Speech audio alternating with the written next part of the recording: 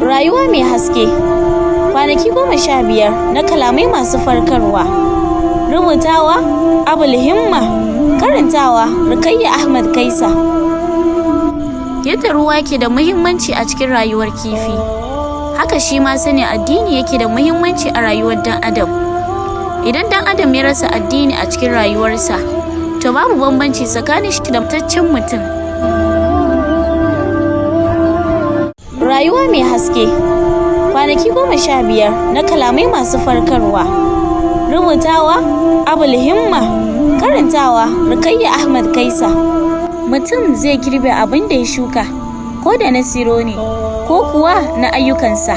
Bai taba faruwa ba, mutum ya shuka dawa kuma ya girbe masara. Haka kuma shi wanda yake kyautatawa, alherinsa zai dawo gare shi, sannan kuma shi mai sharri zai girbe abin da ya shuka.